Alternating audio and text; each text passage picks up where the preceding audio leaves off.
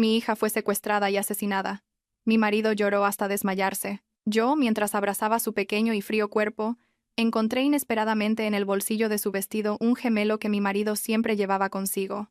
Esa noche, cuando él abrió la puerta al volver a casa, la escena que encontró lo dejó paralizado. El frío olor a desinfectante me golpeó la nariz, filtrándose a través de las finas capas de la mascarilla quirúrgica para impregnar mi cabello y mi piel. Era el olor característico de un hospital, pero aquí, en el depósito de cadáveres, se mezclaba con otro aroma, el olor del final. La luz fluorescente del techo parpadeaba incesantemente, emitiendo un zumbido bajo y constante que se reflejaba en las hileras de frías mesas de acero inoxidable. Me quedé inmóvil, mirando la sábana blanca que cubría una pequeña figura. Mi hija. Mi pequeña Sofía. Yacía allí, inmóvil, sin suplicarme más que le contara un cuento de hadas ni correr a recibirme a la puerta cada vez que volvía tarde del trabajo. Apenas la mañana anterior, me había besado la mejilla con su boquita adorable, manchada de migas de croissant, antes de sonreírme ampliamente y subir al autobús escolar. Y ahora, entre nosotras, se extendía el inmenso abismo entre la vida y la muerte. A mi lado, Javier sollozaba desconsoladamente. El llanto de mi marido resonaba entre las cuatro paredes de azulejos blancos, un sonido lúgubre y desolador. Se golpeaba la cabeza contra la pared, se mesaba el pelo ya revuelto con ambas manos, y no dejaba de repetir el nombre de nuestra hija. Sophie, hija mía, ¿por qué nos has dejado? Dios mío, Dios mío. Miré a mi marido con los ojos vacíos. Mis lágrimas parecían haberse secado por completo desde que recibí la fatídica llamada de la policía, informándome de que habían encontrado su cuerpo en un descampado en las afueras de Madrid. Mi dolor no era ruidoso como el de Javier, se hundía profundamente en mi interior, desgarrando mi alma y paralizando todos mis sentidos. Javier seguía llorando, con el rostro cubierto de lágrimas y mocos, en un estado lamentable. Cualquiera que lo viera pensaría que era un padre destrozado por la pérdida de su hija. Me acerqué a la mesa de acero y, con mano temblorosa, toqué el borde de la sábana blanca. El agente de policía que estaba de guardia a mi lado asintió levemente, indicándome que podía ver a mi hija por última vez antes de los procedimientos forenses. Tiré suavemente de la sábana. Su rostro apareció, pálido, con los ojos cerrados como si durmiera profundamente. En su cuello, una marca amoratada era el rastro de la crueldad que los secuestradores le habían infligido. Mi corazón se encogió y sentí un nudo en la garganta. Quería gritar, destrozarlo todo, pero mis miembros estaban inertes, sin una pizca de fuerza. Me incliné y apreté mi mejilla contra su mano helada. Este vestido rosa pastel era el regalo de cumpleaños que le había comprado la semana pasada. Le encantaba, y no paraba de pedir ponérselo para ir al colegio. Alisaba las arrugas del vestido cuando mi mano rozó accidentalmente el pequeño bolsillo en el lateral de la falda. Noté algo duro, frío y abultado. Por un reflejo instintivo de madre que quiere arreglar a su hija por última vez, metí los dedos en el bolsillo. Mis yemas tocaron un objeto metálico, pequeño y con bordes afilados. Lo saqué y lo escondí en la palma de mi mano. Bajo la pálida luz fluorescente, el objeto emitió un frío destello plateado. Era un gemelo. No era un gemelo cualquiera. Estaba hecho de platino, finamente trabajado en forma de cuadrado con los bordes biselados. Y lo que me heló la sangre no fue la temperatura de la morgue, sino las 3 letras elegantemente grabadas en su superficie. J.A.B. Javier. Apreté el gemelo en mi mano con tanta fuerza que sus bordes afilados se clavaron en mi piel, causándome un dolor agudo. Era el par de gemelos que yo misma había encargado en Italia para regalarle a Javier en nuestro 5º aniversario de bodas. Los atesoraba como si fueran oro, y siempre decía que eran su amuleto de la suerte, su talismán, y que solo se los ponía en ocasiones importantes. Pero, ¿por qué este objeto inseparable de Javier estaba en el bolsillo del vestido de mi hija en este momento? Me giré para mirar a Javier. Seguía con la cabeza hundida junto a la camilla, sus hombros sacudidos por los sollozos. Javier. Mi voz sonó ronca, distante, como si fuera de otra persona. Javier levantó la cabeza y me miró con los ojos enrojecidos. ¿Qué pasa, cariño? Nuestra hija ha sufrido tanto, Elena.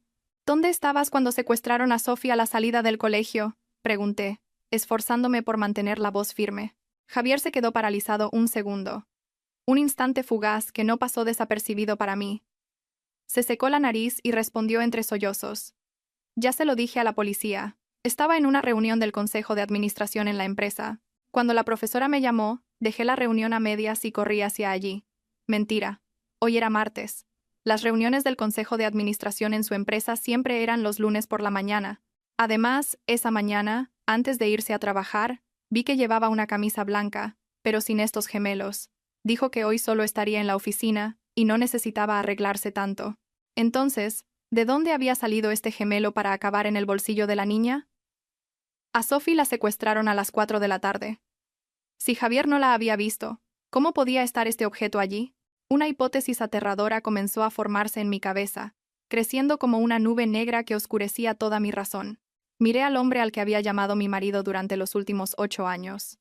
Su rostro apuesto y refinado, con ese aire intelectual que una vez me había cautivado, ahora, bajo la luz de la morgue, se veía distorsionado, extrañamente siniestro. Apreté el puño, escondiendo el gemelo en el bolsillo de mi abrigo. No podía interrogarlo en ese momento. No podía alertarlo. Si la verdad era lo que estaba pensando, el hombre que tenía delante no era mi marido, sino un demonio. Vámonos a casa. Javier, deja que la policía haga su trabajo, dije fríamente dándome la vuelta y empezando a caminar, dejando a un Javier desconcertado mirándome. Mis pasos eran pesados, pero en mi interior, una llama de odio había comenzado a arder, quemando la debilidad de una mujer que acababa de perder a su hija. Tenía que descubrir la verdad, costara lo que costara. El lujoso coche se deslizaba suavemente por las calles nocturnas de Madrid. A través de la ventanilla, las luces amarillentas de las farolas pasaban como manchas borrosas. Javier estaba al volante, con las manos apretadas con fuerza, en un silencio aterrador. Ya no había rastro de la desesperación y el llanto de la morgue. Su rostro estaba tenso, y de vez en cuando, me miraba por el espejo retrovisor. Yo estaba sentada en el asiento trasero, con la cabeza apoyada en la ventanilla y los ojos entrecerrados, pero todos mis sentidos estaban en alerta máxima. En el bolsillo de mi abrigo, el gemelo seguía allí, frío y rígido como una acusación silenciosa. Si estás cansada, duerme un poco. Te despertaré cuando lleguemos a casa, dijo Javier, con la voz ronca, fingiendo preocupación. No puedo dormir, respondí secamente, sin abrir los ojos. El teléfono vibró en mi bolso. Un mensaje del banco. Entrecerré los ojos, ocultando la pantalla del teléfono para leerlo a escondidas. La cuenta 8888 acaba de realizar una transferencia de 200.000 euros. Concepto: pago HD. Saldo restante: 200.000 euros. Era la cuenta conjunta de ambos. El dinero que habíamos ahorrado para ampliar mi taller de moda el año siguiente. ¿Por qué transferir ese dinero ahora y a quién? Me mordí el labio con fuerza para no soltar una maldición. La sangre me hervía. Mi hija acababa de morir, su cuerpo aún no se había enfriado, y su padre ya estaba transfiriendo a escondidas una fortuna. La sospecha que sentí en la morgue se había convertido ahora en una certeza del 90%. Al llegar a nuestro chalet en La Moraleja, la espaciosa casa se sentía vacía y gélida. Javier dijo que necesitaba ir a su despacho para resolver unos papeles urgentes de la empresa, y me pidió que subiera a descansar. Asentí y subí directamente las escaleras, pero no fui a nuestro dormitorio. Me escondí en un rincón de la escalera, esperé a oír el clic seco de la puerta del despacho al cerrarse, y luego bajé sigilosamente. No entré directamente en el despacho. Sabía que Javier era muy cuidadoso. Seguro que había cerrado con llave. Rodé la casa por detrás, hacia la ventana del despacho. Por suerte, la ventana solo estaba entornada. Me escondí detrás de un arbusto de jazmín y miré por la rendija. Javier estaba sentado frente a su portátil, con el teléfono en la mano y una expresión de tensión extrema. No hablaba alto, solo susurraba. Pero en el silencio de la noche pude oír fragmentos de palabras. Ya he pagado, dadme más tiempo, no la toquéis. ¿Con quién hablaba? ¿Quién era ella? ¿Era yo? Esperé a que Javier colgara, hundiera la cabeza entre las manos y se tirara del pelo, antes de retirarme en silencio. Necesitaba pruebas más claras. A medianoche, cuando Javier ya había vuelto al dormitorio y estaba sumido en un sueño profundo, o fingiendo dormir, volví sigilosamente al despacho. La puerta no estaba cerrada con llave. Su exceso de confianza o el agotamiento le habían hecho olvidarlo. Abrí suavemente su ordenador. La pantalla de bloqueo pedía una contraseña. Probé su fecha de nacimiento. Incorrecta. Nuestro aniversario de boda. Incorrecto. Me quedé quieta, pensando. Javier era supersticioso. Creía en el feng shui y en los números de la suerte. Últimamente, mencionaba a menudo el número 39, el dios menor de la fortuna. Probé 390 y 3939. El ordenador se desbloqueó. Accedí rápidamente a su correo electrónico. La bandeja de entrada estaba llena de correos de cobro de deudas.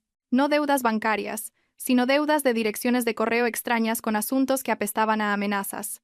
Advertencia final: tu vida o el dinero.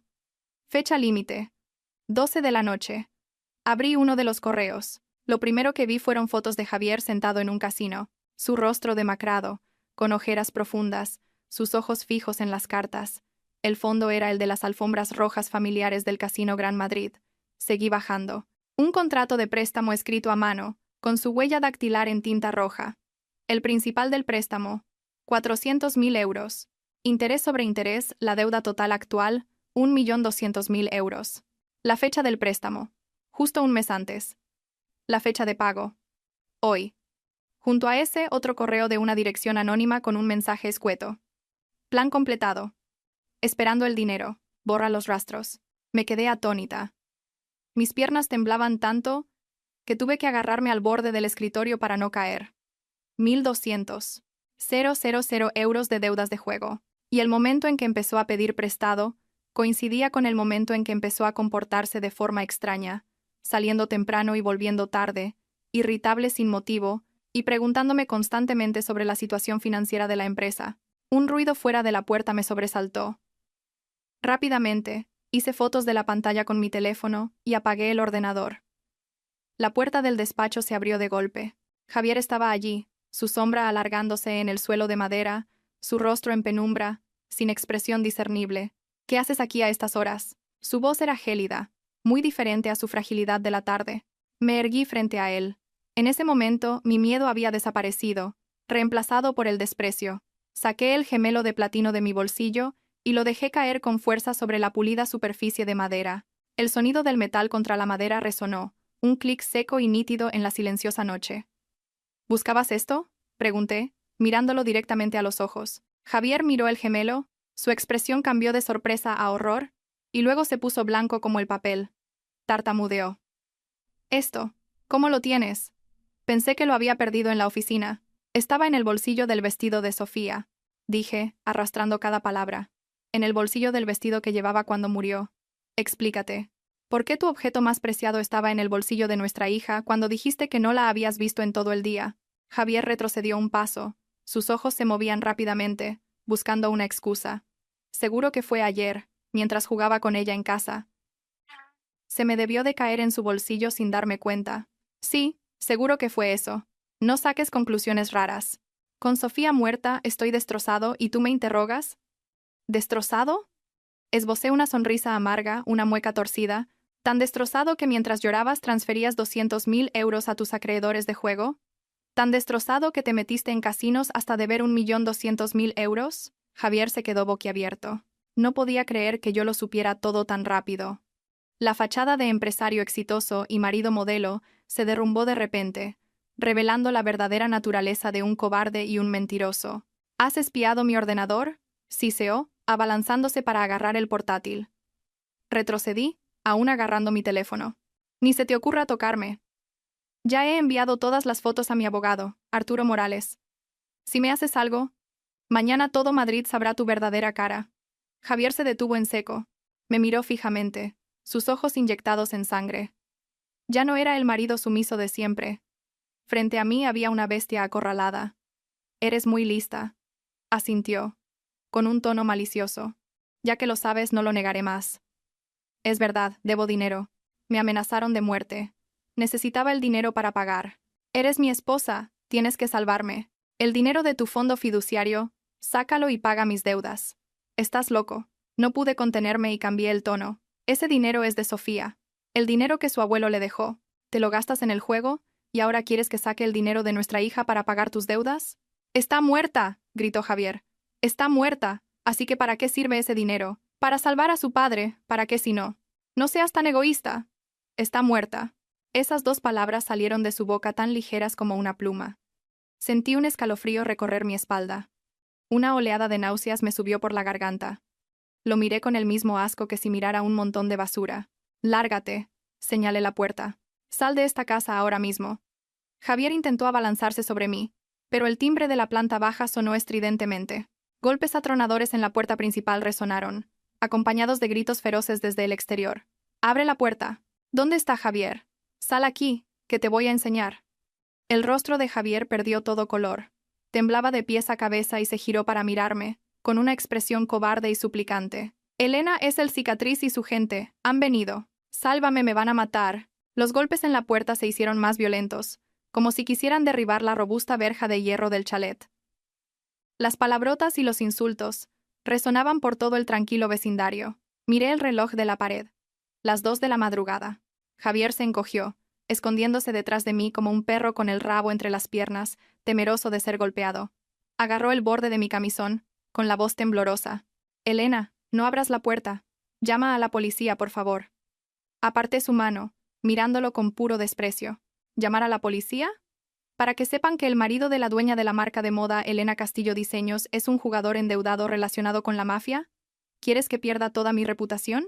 Me ajusté el camisón, me puse un batín largo de seda y me até el cinturón con firmeza. Incluso en estas circunstancias, no me permitiría parecer descuidada frente a extraños, especialmente ante esta chusma. Bajé las escaleras, con Javier siguiéndome de cerca, tropezando con sus propios pies. Encendí todas las luces del salón, creando una luz brillante. Respiré hondo para calmarme y fui a abrir el cerrojo de la puerta principal. Apenas la puerta se entreabrió, un grupo de hombres irrumpió violentamente. A la cabeza iba un hombre de mediana edad, de piel oscura, con una larga cicatriz que le recorría el rostro desde el rabillo del ojo hasta la comisura de los labios, dándole un aspecto tan feroz como el de un ciempiés arrastrándose por su cara. Llevaba una camiseta de tirantes que dejaba ver sus brazos musculosos, cubiertos de tatuajes de tinta azulada y algo desvaída. En un bíceps, el rostro sufriente de un Cristo con la corona de espinas. En el otro, una Virgen de la Macarena llorando lágrimas de sangre. Detrás de él, 4 o 5 secuaces, todos con caras de matones, empuñaban palos. El grupo traía consigo un olor a sudor agrio, a tabaco barato y a peligro que invadió mi lujoso salón.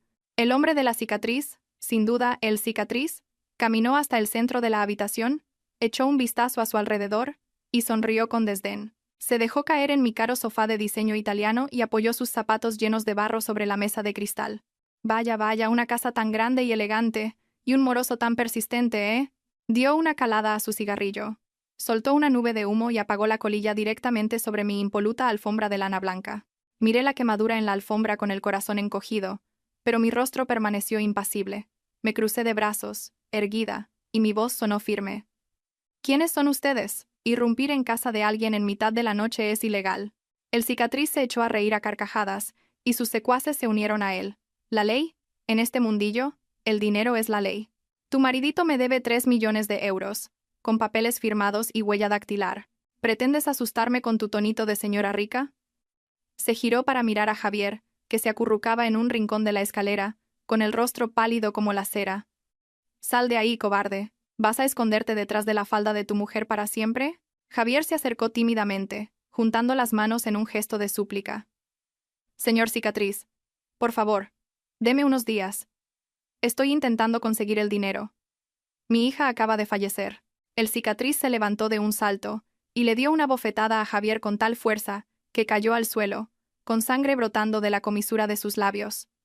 No uses a tu hija como escudo. Me he enterado de que transferiste 200.000 euros. ¿Dónde están los otros 2.800.000? Te di de plazo hasta esta noche. ¿Pensabas darme el esquinazo? Javier se cubrió la cara, llorando. No me atrevería. Señor cicatriz, perdóneme la vida. Elena. Págales, por favor. Observé la escena con un asco que me llegaba hasta la garganta.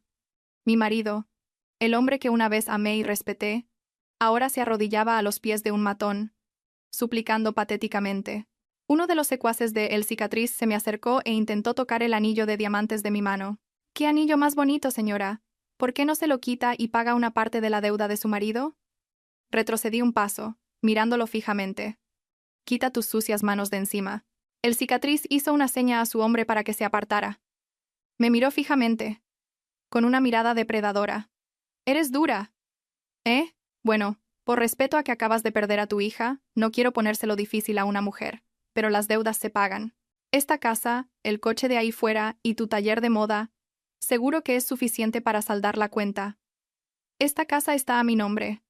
Esta propiedad es mía», dije, pronunciando cada palabra con claridad. «Cada uno paga sus deudas.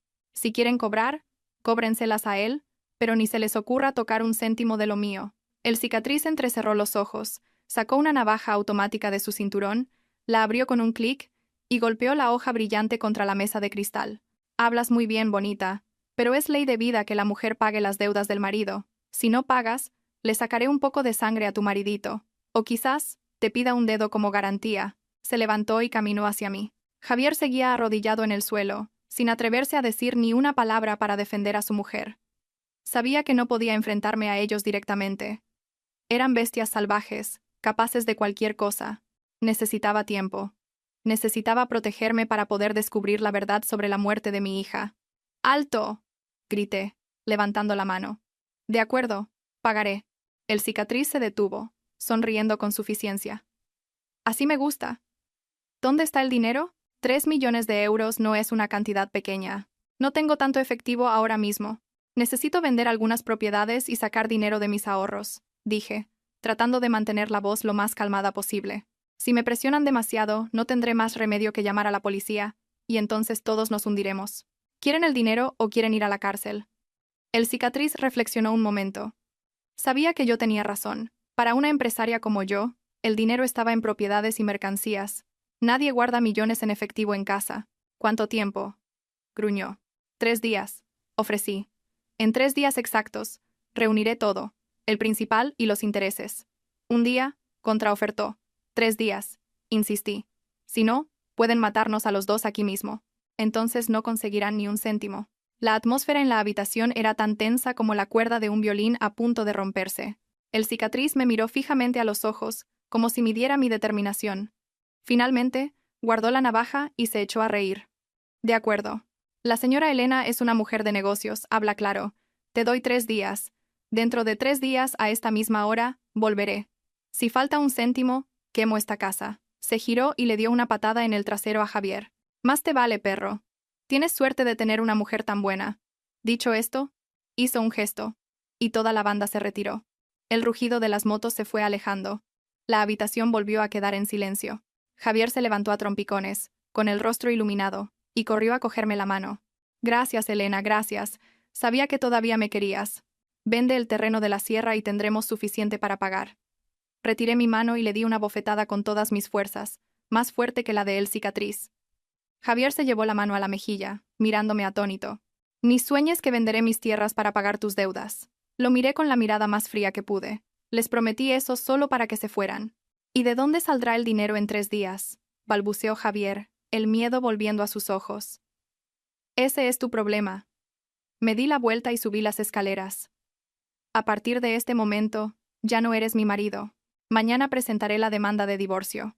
Y en estos 3 días, más te vale encontrar una solución. Y recuerda bien esto. Si descubro que la muerte de Sofía tiene algo que ver contigo, te mataré con mis propias manos antes de que lo haga la gente de El Cicatriz. Dejé a Javier plantado en medio del salón desordenado y subí. Esta iba a ser una noche larga. No podía dormir. Tenía que actuar. Lo primero que haría por la mañana no sería vender tierras, sino visitar a mi abogado, Arturo Morales. Mi guerra acababa de empezar. Madrid de noche siempre tiene una belleza hechizante. Pero esta noche, para mí, era un monstruo a punto de devorar mis últimas esperanzas. Conduje a toda velocidad por las calles desiertas, al límite de lo permitido. Las farolas amarillentas se reflejaban en el parabrisas, creando manchas de luz que se correspondían con el caos de mi mente.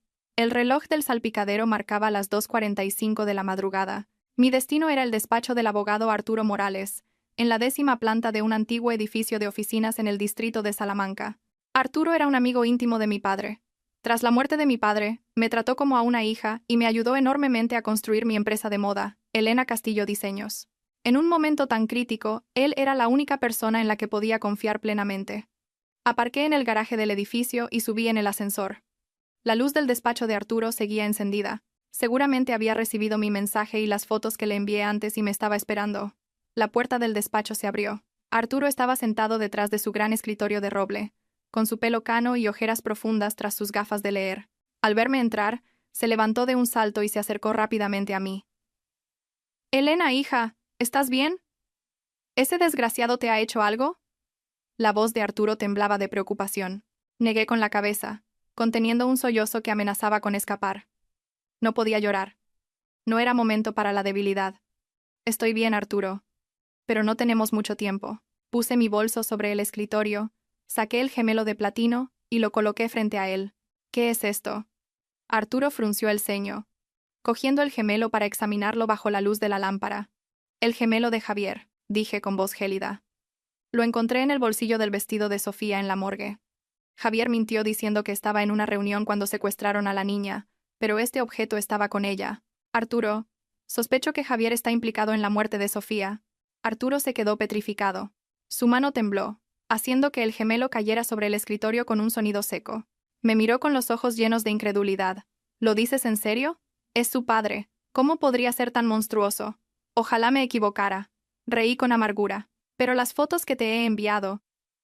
Debe 1.200.000 euros en deudas de juego. La mafia lo amenaza de muerte y acaba de transferir 200.000 euros de nuestra cuenta conjunta.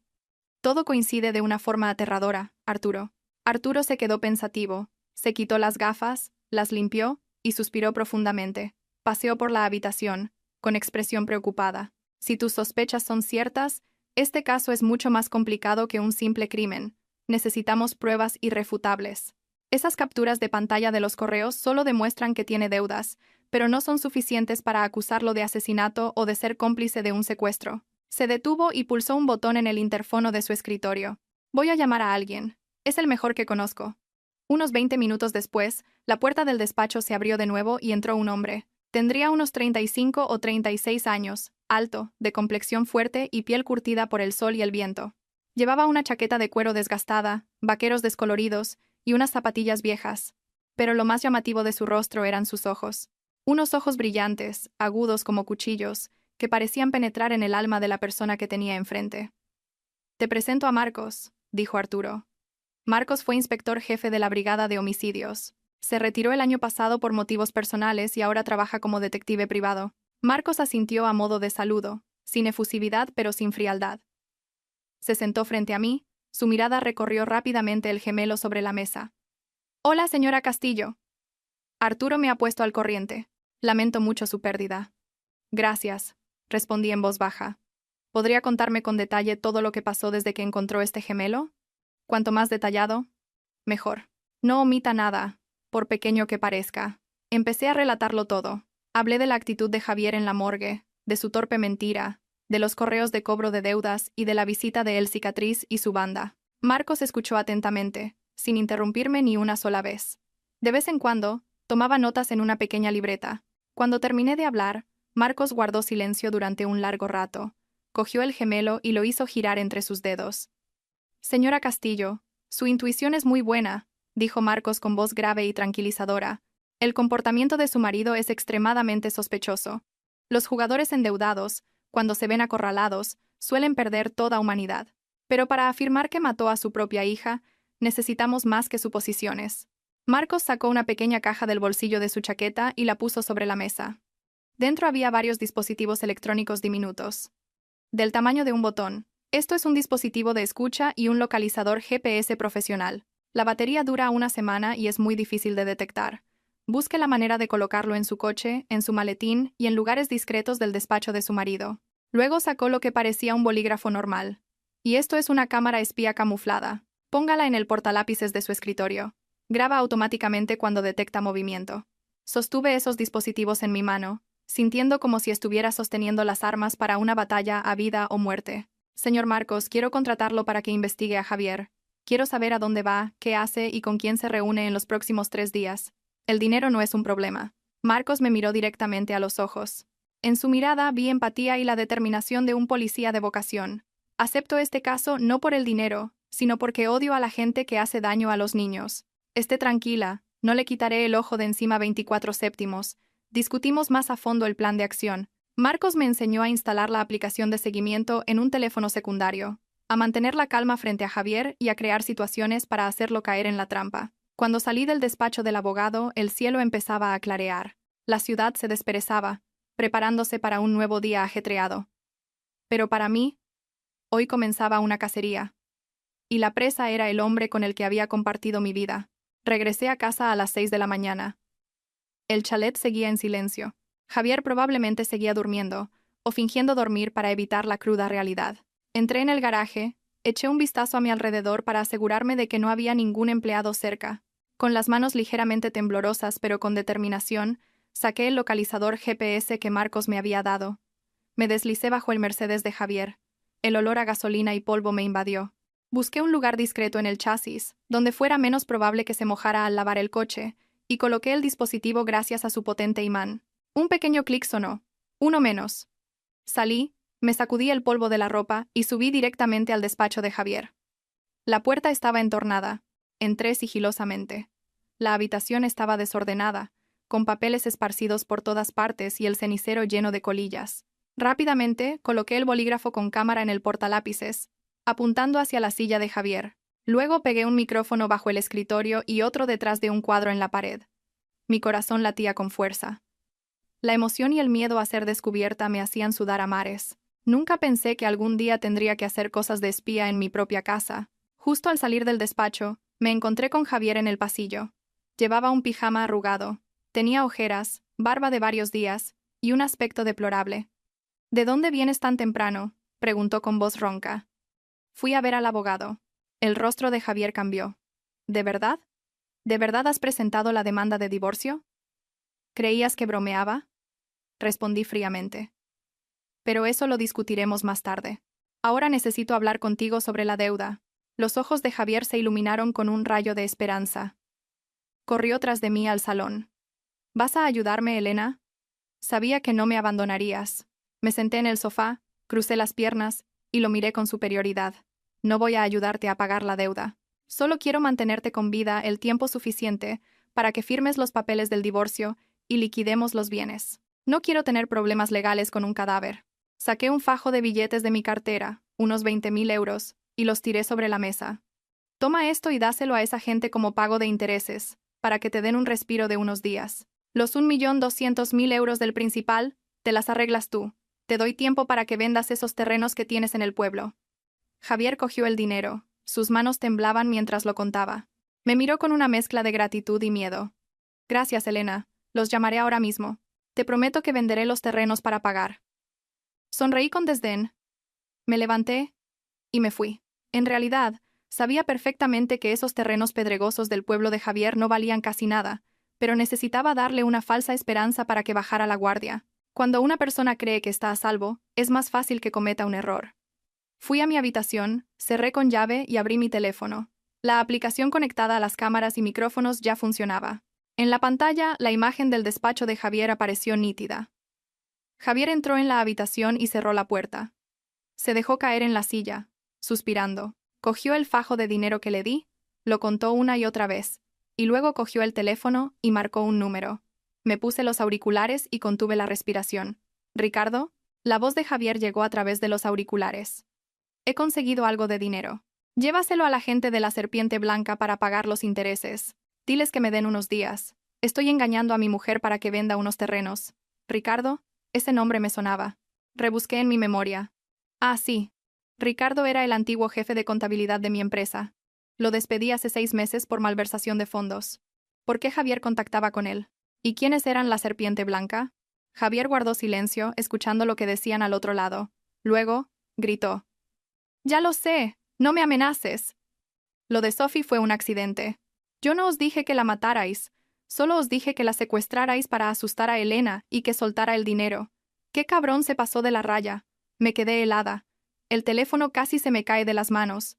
Sentí un frío glacial, como si me hubieran echado un cubo de agua helada encima. Lo había oído con mis propios oídos, salido de su propia boca. Lo de Sophie fue un accidente. Solo os dije que la secuestrarais para asustar a Elena. Así que la verdad era esa. El propio Javier, mi marido, el padre de Sofía, era el autor intelectual del secuestro. Acorralado por las deudas, había perdido la conciencia hasta el punto de usar a su propia hija como rehén para extorsionar a su mujer. Pero probablemente, los secuaces que contrató se pasaron de la raya o algo salió mal, y mi hija murió. Las lágrimas brotaron, saladas y amargas. Me tapé la boca para no sollozar. Odio, dolor, asco. Todas las emociones más negativas se agolpaban en mi pecho, a punto de estallar. Temblorosa, le envié un mensaje a Marcos. «Marcos, lo he oído. Ha llamado a un tal Ricardo, el antiguo contable. Ha admitido ser el autor intelectual del secuestro de Sophie. Investiga a ese Ricardo urgentemente». Unos minutos después Marcos respondió. «Recibido. Lo investigaré de inmediato. Mantén la calma, no alteres la escena. Necesitamos una grabación más clara o pillarlos infraganti en una transacción. Tu seguridad es lo primero. Respiré hondo, tratando de calmarme. Miré la pantalla del teléfono, donde Javier estaba sentado con la cabeza entre las manos. Ahora, a mis ojos, ya no era un ser humano, era un demonio con piel de hombre, y yo sería quien desenmascarara su verdadera cara, quien lo llevara ante la justicia para que el alma de mi Sofía pudiera descansar en paz. Esa misma tarde, recibí una llamada de un número desconocido. No estaba en mi agenda y aparecía como número oculto. Dudé un momento y luego contesté. Diga, ¿quién es? Al otro lado, una voz grave y distorsionada electrónicamente sonó. ¿La señora Castillo? Tengo algo que necesita. Pruebas sobre la muerte de su hija. Mi corazón dio un vuelco. ¿Quién es usted? ¿Qué quiere? No importa quién soy. Si quiere saber la verdad, venga a la Biblioteca Nacional a las 2 de la tarde. Venga sola. No avise a la policía, o nunca volverá a ver esas pruebas. Pip, pip, pip. Colgó. Me quedé aturdida unos segundos. Podía ser una trampa. Los secuestradores o los cómplices de Javier podían estar intentando hacerme daño, pero la curiosidad y el anhelo de descubrir la verdad vencieron al miedo. Tenía que ir. Llamé a Marcos para informarle. Marcos se opuso de inmediato. Es demasiado peligroso, señora Castillo. No puede ir sola. Deje que la acompañe. No. Dijo que fuera sola. Si ve a alguien más, destruirá las pruebas. Sígame en secreto. Mantenga una distancia segura. Llevo el localizador y el spray de pimienta que me dio. Finalmente, Marcos tuvo que ceder, pero me insistió en que tuviera mucho cuidado. A las 2 de la tarde, llegué a la Biblioteca Nacional. El majestuoso edificio se alzaba silencioso bajo la sombra de árboles centenarios. El interior era tan silencioso que se podía oír el susurro de las páginas al pasar. El olor a papel viejo y a humedad, característico de las bibliotecas, me recordó a mis tiempos de estudiante. Pero hoy no estaba aquí para buscar conocimiento, sino justicia. Pasé entre las estanterías, observando a mi alrededor. Había algunos estudiantes leyendo en un rincón, un anciano consultando documentos, nadie sospechoso. De repente, un hombre con una sudadera con capucha negra que le cubría la cabeza y una mascarilla quirúrgica pasó a mi lado. Me deslizó un pequeño trozo de papel en la mano y se dirigió rápidamente hacia la zona de libros antiguos, menos concurrida. Abrí el papel. Estantería 13. Último pasillo. Respiré hondo, apretando el spray de pimienta en el bolsillo de mi abrigo, y me dirigí hacia la estantería 13. Esta zona estaba en un rincón oscuro de la biblioteca, con poca luz. El hombre de negro estaba allí esperando. Estaba de espaldas a mí, jugueteando con un libro grueso. ¿Es usted quien me ha llamado? Pregunté con voz firme. Se dio la vuelta y se bajó la mascarilla, revelando un rostro demacrado con profundas ojeras. Lo reconocí al instante. Hugo. Había sido repartidor en mi empresa, pero lo despedí hace un año por problemas con el juego. Señora Castillo, dijo Hugo con voz temblorosa. Necesito dinero. ¿Qué tiene para mí? Pregunté directamente. Hugo sacó un pendrive rojo del bolsillo de su chaqueta. Aquí dentro está la grabación de la llamada entre su marido y Ricardo, y también el vídeo de la cámara de mi coche. Ese día, yo conduje a Ricardo para que se reuniera con los secuestradores. Me quedé atónita. Así que Hugo también estaba metido en esto. ¿Por qué me lo das a mí? ¿Por qué no se lo das a la policía? Tengo miedo. Hugo bajó la cabeza. La gente de la Serpiente Blanca me está buscando para silenciarme. Ricardo quiere echarme toda la culpa. Necesito dinero para escapar. Deme 50.000 euros y esto es suyo. De acuerdo, acepté de inmediato, sin pensarlo. Pero no llevo tanto efectivo encima. Te haré una transferencia ahora mismo. Saqué mi teléfono e hice la transferencia. Hugo miraba fijamente la pantalla de mi teléfono, ansioso. Cuando el mensaje de confirmación llegó, sus ojos se iluminaron. Me entregó el pendrive. Tómelo. Aquí hay pruebas suficientes para meter a su marido y a Ricardo en la cárcel. Pero tenga cuidado, son gente muy peligrosa. Apreté el pendrive en mi mano, sintiendo como si sostuviera una bomba de relojería. Una cosa más, titubeó Hugo. La muerte de la niña no fue idea de su marido. ¿Qué quieres decir? Le urgí. Al principio el plan era solo un secuestro para pedir un rescate. Su marido insistió en que no le hicieran daño a la niña, pero Rubén, el que la vigilaba, es un drogadicto. Ese día, estaba con el mono. La niña lloraba mucho, y perdió el control. Hugo dejó la frase en el aire, pero entendí lo que quería decir. La imagen de mi hija, aterrorizada ante un drogadicto en pleno síndrome de abstinencia, apareció nítida en mi mente. Mi corazón se encogió de dolor. No, No fue así. Una voz fría sonó detrás de la estantería. Hugo y yo nos sobresaltamos y nos dimos la vuelta. De la oscuridad, surgió un hombre alto. Vestía completamente de negro, llevaba guantes de cuero y en su mano sostenía una pistola con silenciador. Era Ricardo. «Hugo, ¿te atreves a traicionarme?», siseó Ricardo. El rostro de Hugo se quedó sin sangre y retrocedió, escondiéndose detrás de mí. «Ricardo, yo solo quería vivir. ¿Crees que puedes escapar?». Ricardo sonrió con malicia, levantando la pistola. ¡Pum! Un pequeño estallido, apenas audible como el de un libro cayendo al suelo. Hugo se desplomó, su pecho manchado de sangre.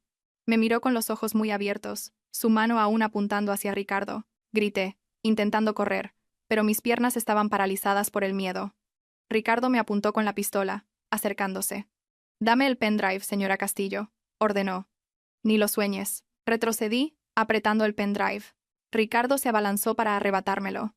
Rápidamente saqué el spray de pimienta y se lo rocié en la cara. Ricardo gritó de dolor cubriéndose el rostro y tambaleándose. Aproveché la oportunidad para correr hacia la salida principal. «¡Alto!», gritó Ricardo disparando al azar en mi dirección. La bala rozó mi hombro y se incrustó en el lomo de un libro, haciendo que el papel volara por los aires. Llegué al vestíbulo principal, sin aliento. Marcos apareció de la nada y me sujetó. «Señora Castillo». «¿Qué ha pasado?». «He oído un disparo». «Ricardo, está ahí dentro. Ha matado a Hugo», tartamudeé, señalando hacia el interior. Marcos sacó su pistola y me empujó detrás de él. «Vaya al coche ahora mismo. Cierre las puertas y llame pidiendo refuerzos». Dicho esto, entró en la biblioteca como una flecha. Corrí hacia el coche, mis manos temblaban mientras marcaba el 112. Las lágrimas se mezclaban con el sudor, empapando mi rostro. Apreté el pendrive en mi mano, manchado con la sangre de Hugo. El precio de la verdad era demasiado alto. Una vida se había perdido ante mis ojos, y esta batalla ya no era solo un juego de ingenio, sino una lucha sangrienta. El coche volaba por las calles, llevándome de vuelta al frío chalet. Marcos estaba al volante, con el rostro tenso. Había dejado la escena del crimen en manos de la policía y me había sacado de allí inmediatamente por mi seguridad. Ricardo había escapado por una puerta trasera de la biblioteca y ya se había emitido una orden de busca y captura en toda la ciudad. «Señora Castillo, creo que debería ir a un piso franco de la policía». «Volver a casa ahora es muy peligroso», dijo Marcos, sin apartar la vista del retrovisor. «No», negué con la cabeza, decidida. «Tengo que volver a casa. Necesito coger algo del ordenador de Javier. Él está en casa y cree que no sé nada de su implicación en el asesinato. Es la única oportunidad que tengo para conseguir las últimas pruebas antes de que lo arresten o se fugue». Marcos suspiró, sabiendo que no podía convencerme. «De acuerdo, pero me quedaré fuera. Tiene 15 minutos. Si pasa algo, pulse el botón de pánico inmediatamente. No intente enfrentarse a él. Ahora es como un animal acorralado». Asentí, apretando el bolso que contenía el pendrive. En mi mente solo había un objetivo: desenmascarar a Javier y meterlo en la cárcel. Entré en casa. El chalet estaba inquietantemente silencioso. Javier estaba en el salón viendo la televisión, bebiendo un vaso de licor. Al verme levantó la vista con una sonrisa falsa. «Ah, has vuelto. ¿Por qué has tardado tanto? Te he llamado varias veces y no contestabas». «Tenía unos asuntos que resolver», respondí vagamente y subí las escaleras. «Voy a descansar un poco. No me molestes». Javier se encogió de hombros y siguió mirando la tele. Parecía muy confiado, pensando que Ricardo había solucionado todos sus problemas. No sabía que uno de sus cómplices estaba muerto, y el otro estaba siendo perseguido por toda la ciudad. Entré en el despacho y cerré con llave. Encendí el ordenador de Javier usando la contraseña que había descubierto. Esta vez no busqué correos de deudas. Quería encontrar su verdadero motivo. ¿Por qué necesitaba tanto dinero como para vender a su propia hija?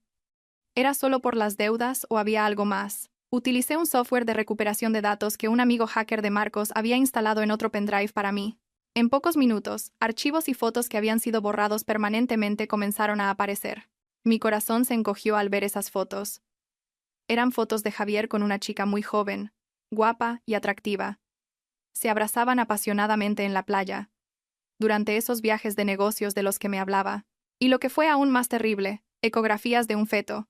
En el informe ponía claramente el nombre de la madre, Silvia García, 22 años, y el del padre, Javier Castillo, feto de 16 semanas.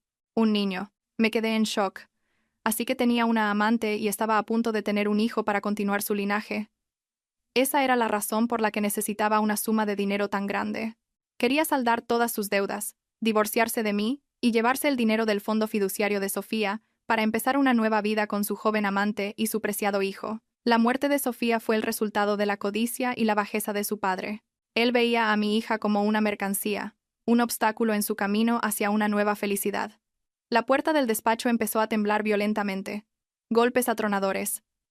«Elena, abre. ¿Qué haces ahí dentro con la puerta cerrada?» Era Javier. ¿Cuándo había subido? Quizás sospechaba de mi actitud. O Ricardo le había avisado. Rápidamente copié todos los datos en el pendrive, lo saqué y me lo guardé en el bolsillo. Me levanté y abrí la puerta. Javier irrumpió, con la cara roja por el alcohol y la ira. «¿Qué me escondes? ¿Por qué Ricardo no contesta al teléfono?» Lo miré directamente a la cara, con una expresión de absoluto desprecio. Ricardo no puede contestar. Está ocupado huyendo de la policía por asesinato. Javier se quedó helado, tartamudeando. ¿Qué dices? Asesinato, sí. Acaba de matar a Hugo delante de mí. Me acerqué y le puse el teléfono delante de la cara, mostrándole la foto de la ecografía que acababa de hacer. Y también sé por qué necesitabas esos 3 millones. Felicidades. Vas a ser padre. Lástima que tendrás que recibir a tu precioso hijo en la cárcel. Al ver la foto, la cara de Javier pasó de roja a blanca. Retrocedió, tropezando con el escritorio. ¿Tú... lo sabes todo? Lo sé todo. Sí sé. Sé que eres el autor intelectual del secuestro. Sé que le ordenaste a Ricardo que contratara a los secuestradores. Sé que pretendías usar el dinero de Sofía para mantener a tu amante. Eres una bestia. Los tigres no se comen a sus crías, pero tú tuviste el corazón de enviar a tu propia hija a la muerte. Javier tembló y de repente se arrodilló a mis pies, abrazándome las piernas, llorando desconsoladamente. Elena, me equivoqué, lo siento. Te juro que no quería que Sophie muriera. Solo quería asustarte un poco para que me dieras el dinero. Ricardo me engañó, me aseguró que la niña estaría a salvo. Fue culpa de ese drogadicto de Rubén. A mí también me duele mucho. Le di una patada tan fuerte que cayó de espaldas. No vengas con lágrimas de cocodrilo. ¿Crees que te creo? El gemelo en el bolsillo de Sofía es una prueba irrefutable. La viste antes de que muriera, ¿verdad? Javier negó con la cabeza frenéticamente. No, yo no la vi. Fue Ricardo. Seguro que Ricardo me robó el gemelo y lo puso ahí para culparme si algo salía mal. Lo tenía todo planeado. Elena, tienes que creerme. Miré su patética figura y solo sentí náuseas. Un hombre que una vez fue el pilar de una familia, ahora se revelaba como un cobarde que no se atrevía a asumir sus actos. Es demasiado tarde, Javier, dije fríamente. Todas las pruebas están en manos de la policía. Prepárate para pasar una larga temporada en la cárcel. Me di la vuelta para salir de la habitación, pero Javier se levantó de un salto. En su desesperación y locura, su actitud cambió por completo. Ya no suplicaba. Se abalanzó sobre mí, me agarró del pelo y tiró de mí hacia atrás. ¡Ah! Grité de dolor. Javier me aprisionó contra la pared y con la otra mano cogió un cúter del escritorio y me lo puso en el cuello. ¿Vas a denunciarme? Siseó. Su aliento apestaba a alcohol. ¿Quieres que me pudra en la cárcel? No será tan fácil, zorra. Si me acorralas, te enviaré con Sofía. La hoja fría del cúter contra la yugular me hizo estremecer. Javier respiraba con dificultad, sus ojos inyectados en sangre brillaban con locura. Ya no era el marido sumiso y cobarde que conocía. El demonio en él había despertado, acorralado y dispuesto a atacar a cualquiera. Suéltame. Traté de mantener la calma, sin moverme para evitar que la hoja me cortara. Si me matas, solo agravarás tu condena. La policía está justo ahí fuera. Me da igual, gritó Javier escupiéndome en la cara. De todas formas estoy acabado. Deudas hasta el cuello, la cárcel, lo he perdido todo. Pero antes de morir, voy a recuperar lo que es mío. Presionó la hoja un poco más, haciéndome sentir un escozor en la piel. Firma esto. Sacó un fajo de papeles de un cajón y los tiró sobre la mesa. Un poder notarial para retirar el dinero del fondo fiduciario. Fírmalo ahora mismo. Con el dinero, escaparé a Portugal y empezaré de nuevo. Miré los papeles. Los tenía preparados desde hacía tiempo. Su premeditación era aterradora. Sigue soñando. Le escupí en la cara. No te daré ni un céntimo. Ese dinero es de Sofía. Ya la has matado. ¿Y ahora pretendes robarle su dinero? Cállate. Javier me abofeteó con tanta fuerza que me zumbaban los oídos. Soy tu marido. Soy su padre. Tengo derecho. He vivido humillado en esta casa durante años, despreciado por tu familia. Tu padre me trataba como a un criado, y tú como a un mantenido. Estoy harto de tener que pedirte dinero. Soltó toda la frustración que había acumulado durante años. Resulta que en el fondo siempre se había sentido inferior y envidioso de su propia mujer. El deseo y la codicia lo habían convertido en un ser egoísta y cruel. Firma, o te rajo la cara. Lo miré a los ojos y vi una determinación demente. Sabía que era capaz de hacerlo. Tenía que ganar tiempo para que Marcos interviniera. Había pulsado el botón de pánico del localizador en mi bolsillo en cuanto me agarró del pelo, pero Marcos no aparecía. De repente, la alarma de seguridad de la casa sonó estridentemente, pero se silenció a los pocos segundos. La luz de la habitación parpadeó. Javier se rió como un maníaco. ¿Esperabas que te salvara ese detective? He comprado un inhibidor de frecuencia en el mercado negro. Nadie entra ni sale de esta casa. La puerta principal de la planta baja fue derribada con una fuerte explosión. Se oyeron pasos subiendo las escaleras. No era Marcos. Era otro grupo.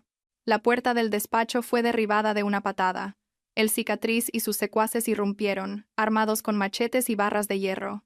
Vaya, vaya. ¿La parejita está rodando una película de acción? El cicatriz se rió al ver a Javier apuntándome con el cúter. Javier, al ver a el cicatriz, se aferró a él como a un clavo ardiendo. Señor cicatriz, llega justo a tiempo. Esta zorra no quiere firmar los papeles para sacar el dinero. Ayúdeme a obligarla y le pagaré todo lo que le debo, con intereses. El cicatriz se acercó y le arrebató el cúter a Javier con la facilidad con la que se le quita un juguete a un niño. Agarró a Javier por el cuello de la camisa y lo levantó en vilo. ¿Me tomas por tonto? La policía está por todas partes. ¿Y todavía intentas engañarme con papeles? Quiero el dinero en efectivo, ahora mismo. Arrojó a Javier a un rincón como si fuera un saco de basura, y se volvió hacia mí. Bonita. ¿Dónde están los 3 millones? Dámelos ya. Retrocedí, apoyándome en la pared, intentando mantener la calma. Pero habíamos acordado 3 días. Denme más tiempo. He cambiado de opinión, cariño. El cicatriz sacó una daga reluciente. Huelo a policía por aquí. No soy tan estúpido como para esperar a que os arresten. Me recorrió con la mirada de arriba a abajo, una mirada lasciva y asquerosa. Todavía estás muy bien. Si no tienes dinero, puedes pagar de otra manera. Mis chicos y yo estamos necesitados. Sus secuaces se rieron y se acercaron, rodeándome. Estaba aterrorizada. No solo mi vida, sino también mi honor. Estaban en peligro. Miré a Javier, esperando que le quedara algo de conciencia para intervenir, pero él seguía acurrucado en el rincón, temblando, sin atreverse a levantar la cabeza. Se quedó en silencio, una cobarde complicidad. Estaba dispuesto a dejar que violaran a su mujer con tal de salvarse. ¡Cabrones!, grité, cogiendo un jarrón de la mesa y lanzándoselo al secuaz más cercano. ¡Crash! El jarrón se hizo añicos. El secuaz se cubrió la cara, con la sangre brotando, y gritó de dolor. «¡Esta zorra se ha vuelto loca!», rugió el cicatriz, abalanzándose y abofeteándome hasta tirarme al suelo. Me aplastó con su cuerpo, rasgando mi blusa.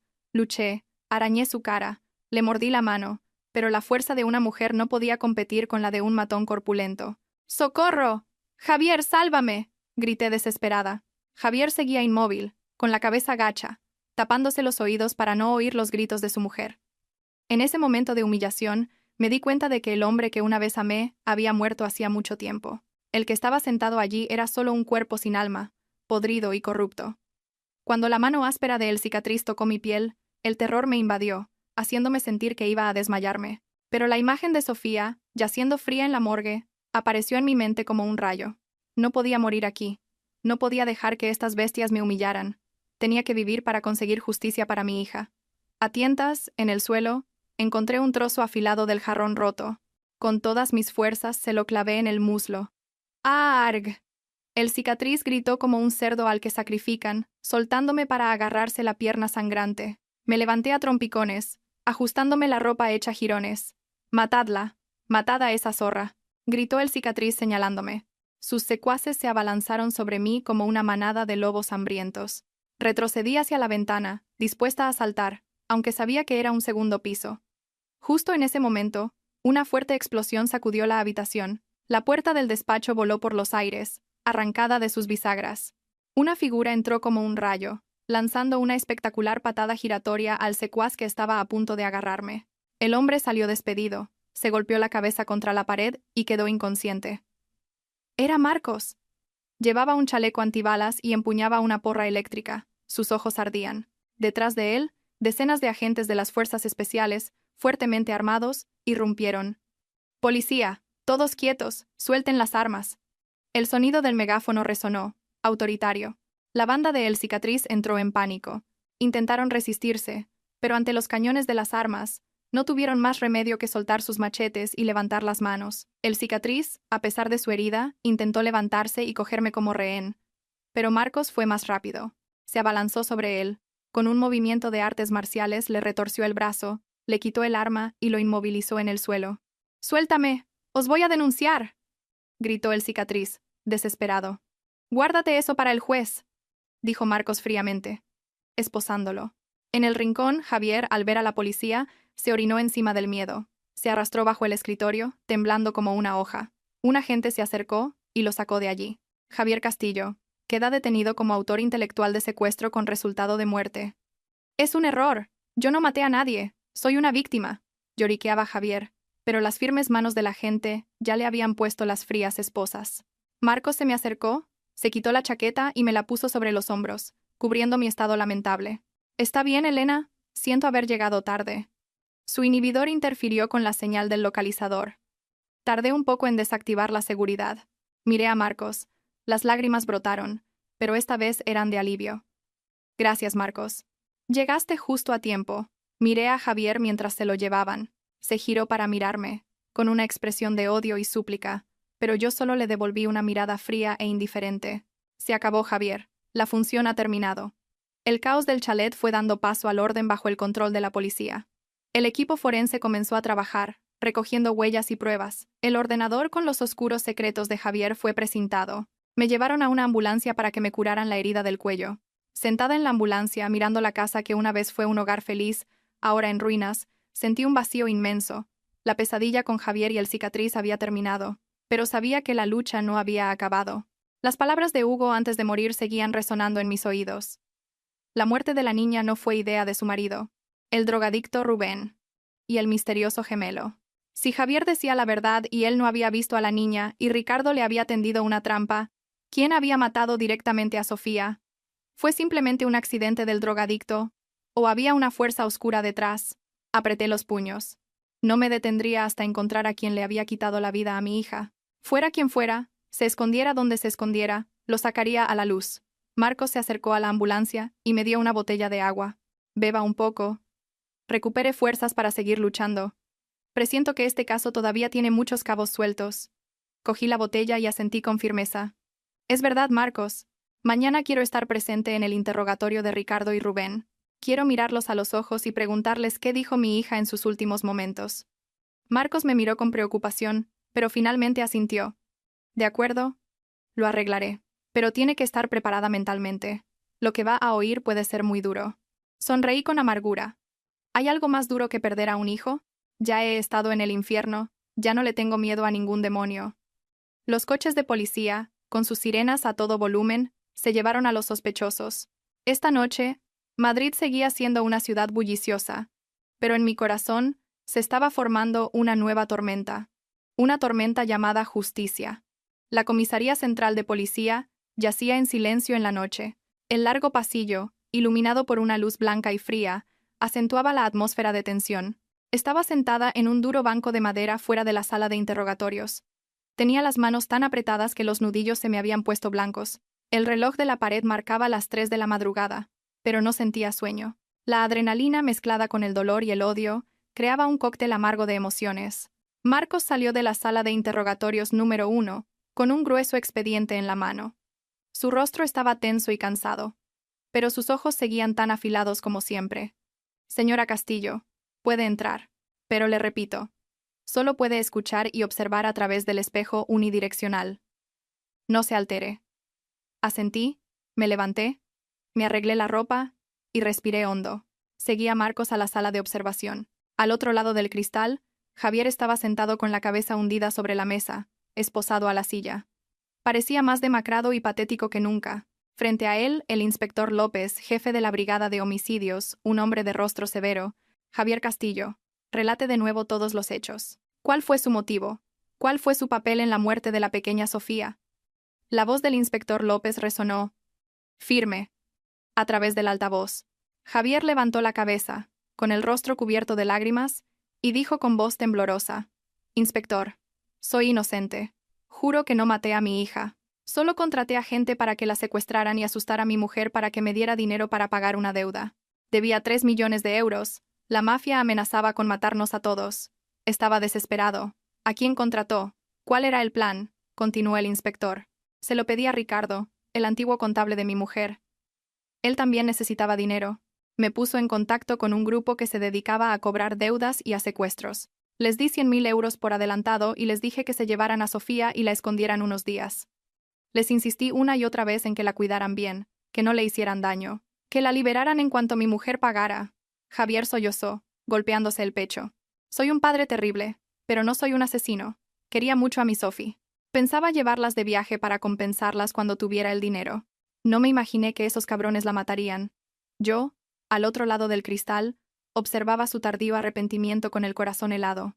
Si la querías, no la habrías usado como moneda de cambio. Sus palabras no eran más que una cobarde justificación para su acto inhumano. «Traigan al siguiente sospechoso», ordenó el inspector López por radio.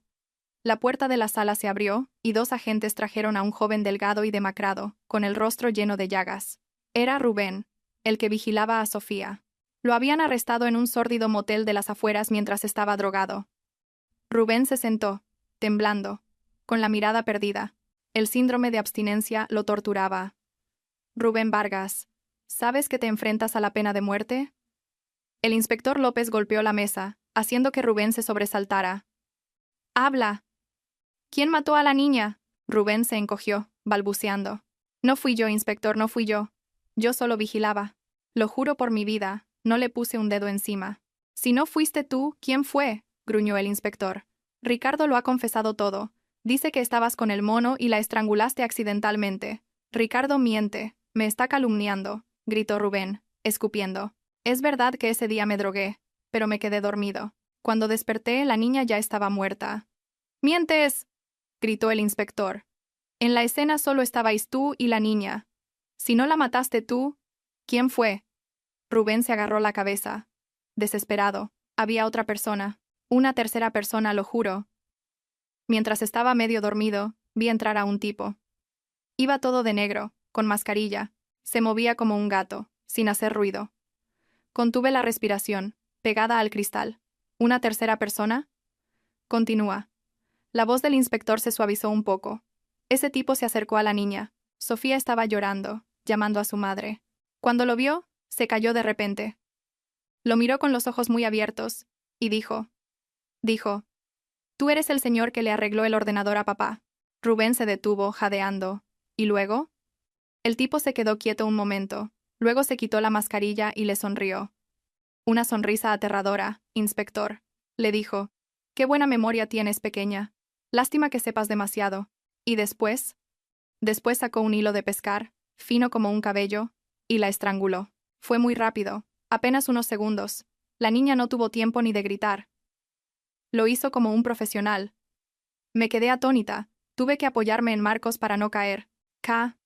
¿Quién es K?». «El señor que arregló el ordenador a papá». «¿Le viste la cara?», preguntó el inspector. «Solo un instante. Estaba muy oscuro. Pero recuerdo que tenía una pequeña cicatriz debajo del ojo izquierdo y un tatuaje de un cuervo negro en el dorso de la mano derecha». Cuando terminó, se volvió hacia mí, sonrió y me tiró un fajo de billetes. Dijo que era para que me callara. Y me amenazó con matar a toda mi familia si decía algo. «¿Ricardo sabía de esto?», preguntó el inspector. «Sí, fue Ricardo quien lo contrató. Dijo que necesitaban a un profesional para limpiar el desorden si algo salía mal. Ricardo lo llamaba El Cuervo. Los oí hablar por teléfono. No es un matón cualquiera. Es un sicario contratado en la Dark Web». La sala de observación se sumió en un silencio absoluto. Dark Web, sicario. Conceptos que parecían sacados de una película ahora eran parte del caso de mi hija. El inspector López salió de la sala, con el rostro serio. «Señora Castillo, ¿conoce a alguien apodado El Cuervo, o que le haya arreglado el ordenador a su marido?». Rebusqué en mi memoria. Mucha gente entraba y salía de casa. Reparadores, repartidores, pero el apodo El Cuervo y el tatuaje me eran completamente desconocidos. No recuerdo a nadie así.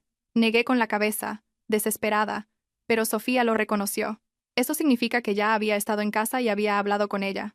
La declaración de Rubén es muy creíble, dijo Marcos, pensativo. El método, con el hilo de pescar, limpio y sin dejar huellas, demuestra que el asesino es un profesional. Además, la mención de la Dark Web es una pista crucial. Tenemos que averiguar quién se esconde detrás de ese apodo. ¿Y Ricardo? ¿Lo han atrapado ya?, pregunté. Sí, asintió el inspector López. Acaban de informar que lo han capturado en un piso de alquiler en Vallecas. Tenía una herida de bala en el hombro y se había desmayado por la pérdida de sangre. Está en el hospital. En cuanto se recupere, lo interrogaremos. Me volví hacia Marcos, con la mirada decidida. Marcos, no podemos quedarnos esperando a la policía. Los trámites burocráticos retrasarán la investigación. Ese tipo, el Cuervo, es peligroso. Puede borrar sus huellas y desaparecer en cualquier momento. Tenemos que actuar ya. Marcos me miró, comprendiendo. Sé lo que estás pensando. ¿Quieres pedirle ayuda a ese chico, a Dani? Sí. Solo un hacker puede rastrear algo en la Dark Web.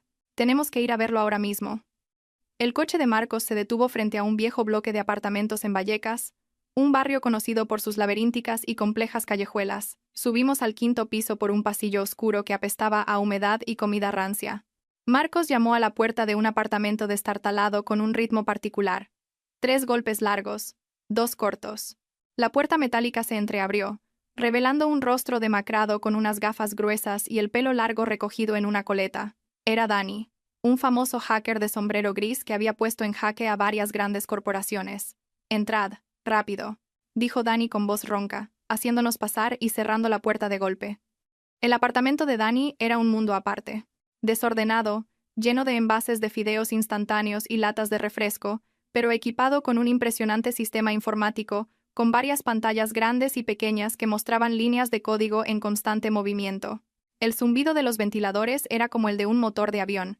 ¿Qué pasa para que vengáis a verme antes de que cante el gallo?, preguntó Dani, sentándose en su silla giratoria y tecleando a una velocidad vertiginosa.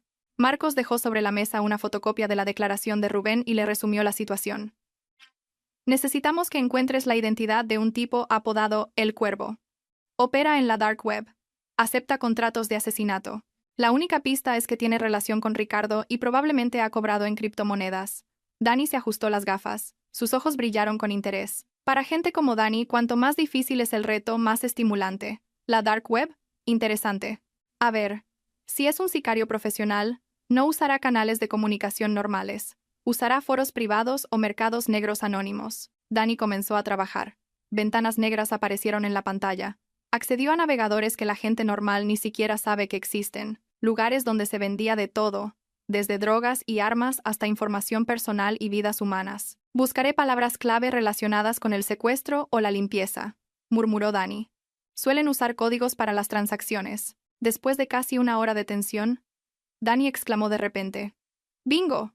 Lo encontré. Marcos y yo nos acercamos a la pantalla.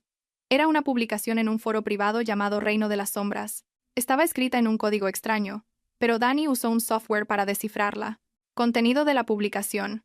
Se necesita limpiador. Requisitos. Rápido, limpio. Lugar. Madrid. Objetivo. Pequeño problema. Precio. 5.000 USDT. Publicado por cuenta anónima, probablemente Ricardo o Javier. Receptor. Sombra. Cuervo. Sombra. Cuervo. Leí en voz baja. ¿Es él? Muy probablemente. Dani introdujo otro comando. Estoy rastreando la billetera de criptomonedas de esta cuenta. Las transacciones de blockchain son públicas, pero la identidad del propietario es anónima. Sin embargo, si alguna vez ha cometido el error de usar esta billetera para pagar algo en el mundo real, podemos seguirle el rastro. Dani estaba completamente concentrado. El sudor le perlaba la frente. Los datos fluían como una cascada. De repente, Dani se detuvo. Su rostro cambió. ¡No puede ser! ¿Qué pasa, Dani?, preguntó Marcos, preocupado. ¿Esta billetera? ¿Esta dirección? Ya la he visto antes. Dani se volvió hacia nosotros, con la voz temblorosa de emoción. Hace 2 años, mi hermana tuvo un accidente de tráfico y desapareció misteriosamente. La policía lo cerró como un accidente, que se había caído al río, pero nunca encontraron el cuerpo. Investigué por mi cuenta y descubrí que antes de desaparecer, había recibido una gran suma de dinero de una billetera electrónica desconocida. Era esta. Me estremecí. Así que el cuervo no solo había matado a mi hija, sino que era un asesino en serie responsable de otros casos sin resolver. Era un monstruo. Dani apretó los puños y golpeó el teclado. Llevo 2 años buscándolo, y ahora aparece aquí.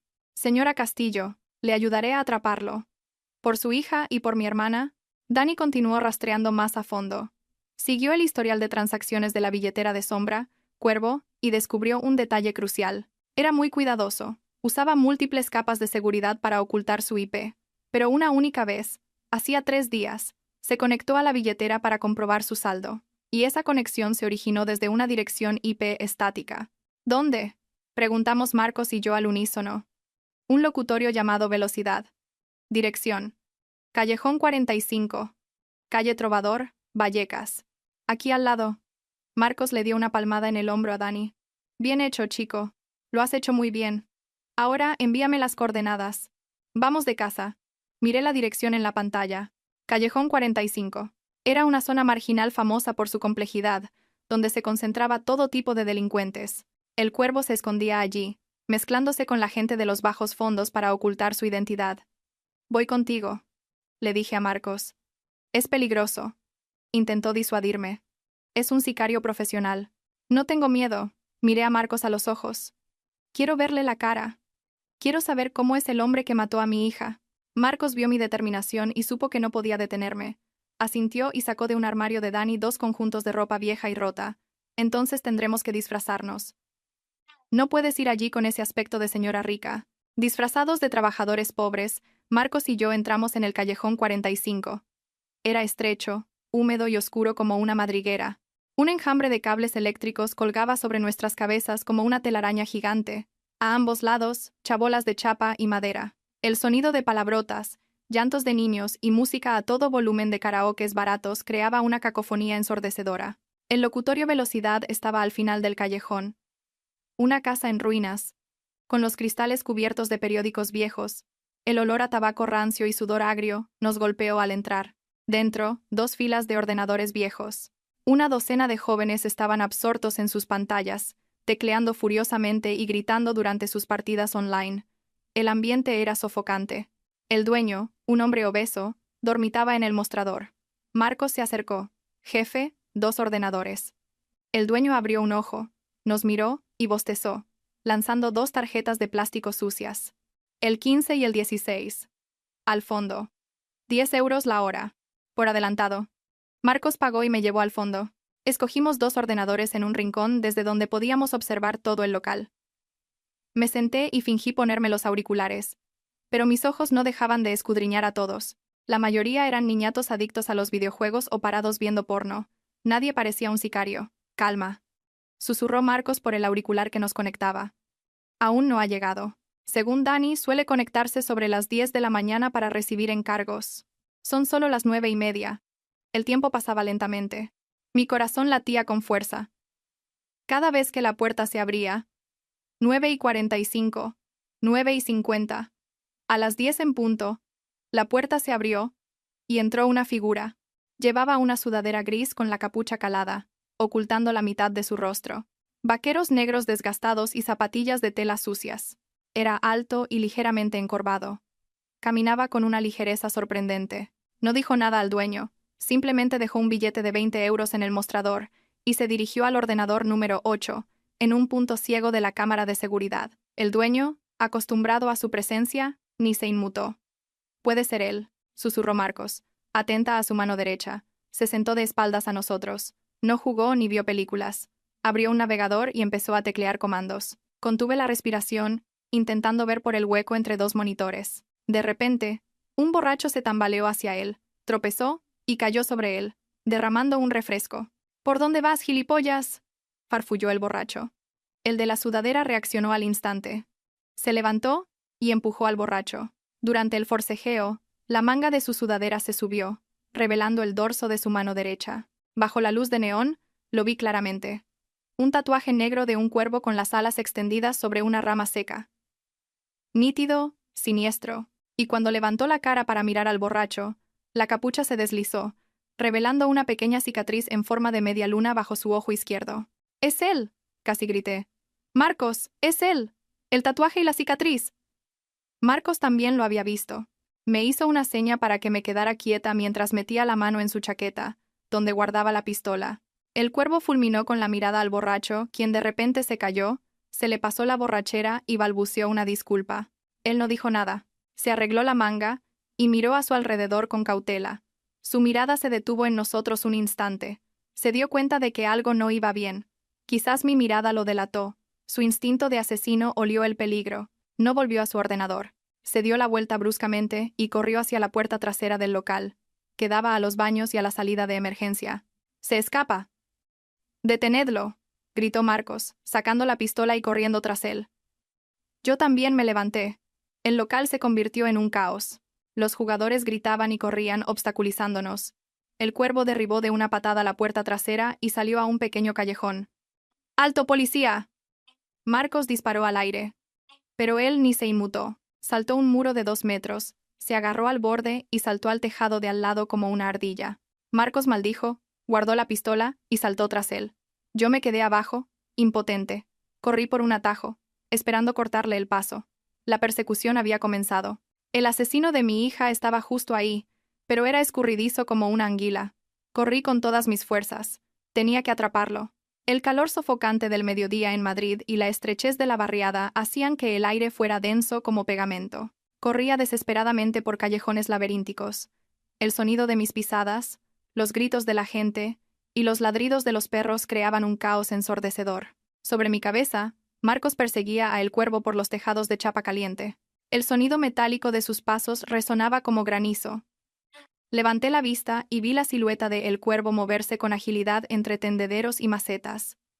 Se movía como un gato callejero, familiarizado con el terreno. «¡Corta el paso en el callejón 52!», gritó Marcos desde arriba. No sabía dónde estaba ese callejón, pero corrí en la dirección en la que él huía. Derribé cubos de basura. Esquivé un motocarro cargado de hielo.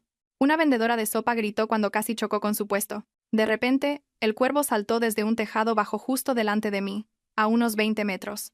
Aterrizó con una voltereta perfecta y siguió corriendo. «¡Alto!», grité, sin aliento. Se giró, me lanzó una mirada fría y burlona, sonrió y se metió en un callejón tan estrecho que solo cabía una persona. Apreté los dientes y lo seguí. El callejón era oscuro y olía a alcantarilla. Al final, un muro de ladrillo. Estaba acorralado.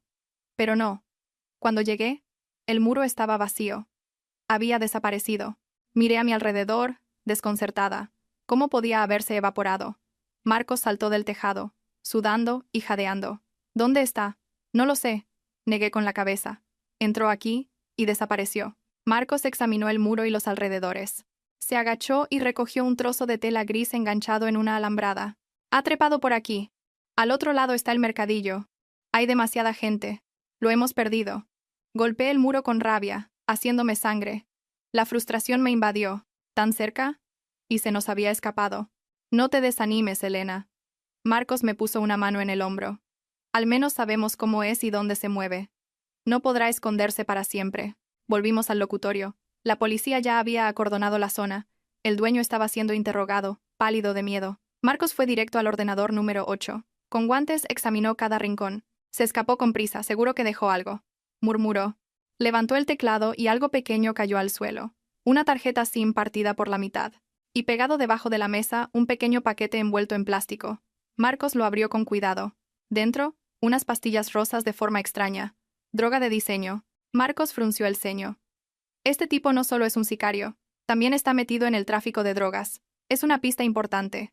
Miré las pastillas con un vago temor. El Cuervo no era un lobo solitario. Era parte de una organización criminal mucho más grande. Pero al pensar en la sonrisa de Sofía, el miedo se convirtió en fuerza. Fuera quien fuera, no me rendiría. «La SIM está rota, pero podemos recuperar algunos datos», dijo Marcos, guardando las pruebas. «Volvamos. Dani nos espera». En una sala de reuniones de la comisaría, la tensión era palpable. El inspector López, Marcos, Dani y yo estábamos reunidos alrededor de una pizarra llena de diagramas y fotos. Dani había trabajado toda la noche para recuperar los datos de la SIM rota. No pudo recuperar todos los mensajes, pero encontró un número al que llamaba con frecuencia. Pertenecía a una centralita virtual con servidores en el extranjero. «Es muy astuto», dijo Dani, frotándose las sienes. Usa tarjetas de prepago y centralitas virtuales para ocultar su ubicación. Pero siempre sigue un patrón. Acepta encargos a través de publicaciones encriptadas en la dark web. No podemos esperar a que vuelva a aparecer, dijo el inspector López. Tenemos que tenderle una trampa. Tengo un plan, dijo Marcos dibujando un esquema en la pizarra. Crearemos un cebo que no pueda resistir. Marcos se dirigió a una joven agente sentada en un rincón. La agente Begoña, una experta en ciberdelincuencia. Begoña, tú serás la clienta. Crearás una cuenta VIP en el mercado negro y publicarás un anuncio para encontrar a un familiar desaparecido. ¿Un familiar?, pregunté. ¿Es un sicario? Sí, pero también acepta contratos de búsqueda y eliminación, explicó Marcos. Inventaremos una historia. Una hermana desaparecida que se llevó un pendrive con las claves de una billetera de criptomonedas millonaria. Hay que encontrarla, recuperar el pendrive y eliminarla, para no dejar cabos sueltos. ¿Cuánto ofrezco?, preguntó Begoña. 50.000 euros. 30% por adelantado. Una cantidad lo suficientemente grande para tentarlo, pero no tanto como para que sospeche. El plan fue aprobado. Begoña comenzó a crear el perfil falso, usando la jerga del mundillo. La publicación se subió a medianoche. Se busca gorrión perdido. Lleva secreto millonario. Zona Madrid. Recompensa 50 USDT. Contactar con Reina, hielo. Esperamos conteniendo la respiración. Pasaron las horas. Empecé a ponerme nerviosa. ¿Y si había olido el peligro? ¿Y si había huido de la ciudad? A las 4 de la madrugada la pantalla de Dani parpadeó. Un nuevo mensaje de Sombra, Cuervo. Mi corazón se detuvo. Había picado. El mensaje era corto y frío. Lugar, hora, adelanto. Begoña miró a Marcos. Él asintió. Contesta. Polígono Industrial de Fuenlabrada. Almacén B12. Medianoche. El adelanto se entregará en persona. Al confirmar la capacidad de trabajo. Silencio. Esperamos, mirando la pantalla. Finalmente apareció la respuesta. De acuerdo. Ven sola. Si hay truco, se cancela todo. Todos respiramos aliviados. El pez había mordido. Desplegad el operativo, ordenó el inspector López. Desplegaremos a todo el equipo de operaciones especiales, francotiradores en las grúas. Begoña entrará sola. Marcos y yo dirigiremos desde el puesto de mando. Elena, usted quédese aquí. No. Me levanté. Tengo que ir. Quiero ver cómo lo atrapan. Prometo no moverme del coche de mando. El inspector López dudó, pero ante mi insistencia y el respaldo de Marcos, accedió. Esta noche sería decisiva. El asesino de mi hija iba a pagar. La noche en el polígono industrial era ventosa y olía a salitre y aceite. Una lluvia repentina emborronaba las luces amarillas de las farolas. El almacén B12 se alzaba solitario entre un mar de contenedores. Estaba en la furgoneta de mando, a 500 metros, oculta. Frente a mí, docenas de pantallas mostraban las imágenes de las cámaras secretas. Marcos y el inspector López seguían cada movimiento. Informen de sus posiciones, susurró el inspector. Águila 1 en posición. Equipo 2 cubre la salida trasera. Equipo 3 listo para entrar. Dentro Begoña esperaba sola. Vestía un traje de cuero negro, sexy y peligrosa. En su mano, un maletín, 11:55. El sonido de la lluvia en el techo de chapa ahogaba todo lo demás. A medianoche, la puerta de hierro del almacén se abrió con un chirrido. Una sombra entró. Llevaba un impermeable que lo cubría por completo. Se acercó a Begoña. ¿Reina Hielo? Su voz era ronca. ¿Sombra, Cuervo? Respondió Begoña, con la mano cerca de su arma. Él asintió. Se detuvo a 10 metros. ¿El dinero? ¿Y la mercancía? Preguntó Begoña. Quiero ver tu equipo. No contrato a aficionados. El hombre se rió y sacó de su impermeable un rollo de hilo de pescar brillante. ¿Suficiente? Miré la pantalla, ampliando la imagen. Su complexión era la misma que la del hombre del locutorio. «Arrestadlo», ordenó el inspector López. De inmediato, potentes focos iluminaron al hombre, cegándolo. «Policía, suelte el arma». Los agentes especiales salieron de sus escondites, apuntándole. El hombre, aterrorizado, se arrodilló, sin resistirse. «No disparen, solo he venido a recoger el dinero». Marcos y el inspector se miraron, desconcertados. Marcos corrió y le arrancó la capucha. No era el Cuervo. Era un hombre de mediana edad, demacrado, un drogadicto. No tenía el tatuaje. «¿Quién eres? ¿Dónde está el Cuervo?», le gritó Marcos. «Me llamo Teo». Un tipo me dio 100 euros para que viniera a recoger un maletín. Me dijo que era solo contrabando. Por favor. Maldita sea, nos ha engañado, exclamó el inspector. Usó un señuelo. En la furgoneta mi corazón se hundió. De nuevo iba un paso por delante. De repente, el comunicador de Marcos emitió un chirrido y una voz extraña, distorsionada, se coló. Hola, Elena. Hola, detective Marcos. Buen espectáculo. Todos nos quedamos helados. Había hackeado nuestra frecuencia. ¿Creíais que era tan fácil atraparme? Se rió. Os estoy viendo. ¡Qué fiesta más animada! ¿Dónde estás? Gritó Marcos, buscando con la vista. En un lugar muy cercano y a la vez muy lejano, continuó la voz. Elena, me impresiona tu perseverancia, pero estás jugando con fuego. ¿Quieres saber qué dijo tu hija antes de morir? Le arrebaté el micrófono a un técnico y grité entre lágrimas. Cállate, cabrón. Te mataré. Vaya, la madre afligida se ha enfadado. Dijo que su mamá vendría a buscarla, que su mamá la quería más que a nadie. Conmovedor. Lástima que su mamá llegara un poco tarde. Su risa se clavó en mi alma. Esta es mi última advertencia. Su voz se volvió fría. Para, o la próxima víctima no será solo una niña. Mira por la ventanilla derecha del coche, Elena. Levanté la vista. En el cristal mojado había una nota amarilla pegada por fuera. Abrí la puerta, temblando. Y la cogí. Dibujada, una cara sonriente y la palabra bomba. Hay una bomba. Todos al suelo. Grité con todas mis fuerzas. Marcos oyó mi grito y ordenó a todos que se dispersaran. Pero no hubo explosión. Pasaron los minutos. Marcos se acercó con cautela. No había bomba. Nos había engañado de nuevo. Estaba jugando al gato y al ratón, aterrorizándonos. Arrugué el papel. El miedo se había convertido en un odio feroz. Había cometido el mayor error de su vida. Despertar el instinto de una madre. Él se creía el cazador y yo la presa. Pero se equivocaba. La verdadera cacería acababa de empezar, y yo sería quien apretara el gatillo. A la mañana siguiente, recibí un paquete sin remitente. Mi instinto me dijo que contenía algo terrible. Lo llevé a la comisaría. Marcos, el inspector López y un experto en explosivos me esperaban. Tras confirmar que no había explosivos, lo abrieron. Dentro, una vieja caja de música de madera. Al abrirse, sonó para Elisa, la canción favorita de Sofía. Pero lo que había dentro me dejó helada. Una horquilla para el pelo en forma de mariposa azul, la misma que le puse a mi hija esa fatídica mañana. Y en ella, manchas secas de sangre. La sangre de mi hija. Debajo, una foto impresa. Mi hija, atada a una silla, con los ojos llenos de terror. Pero, extrañamente, sonreía. Una sonrisa forzada. Es un montaje, dijo Dani. Ha usado Photoshop. Quiere verte derrumbada. Sostuve la foto, temblando de rabia. No solo la había matado, sino que se burlaba de su muerte. Es un psicópata, dijo Begoña. Disfruta con el sufrimiento de sus víctimas. ¿Qué quiere?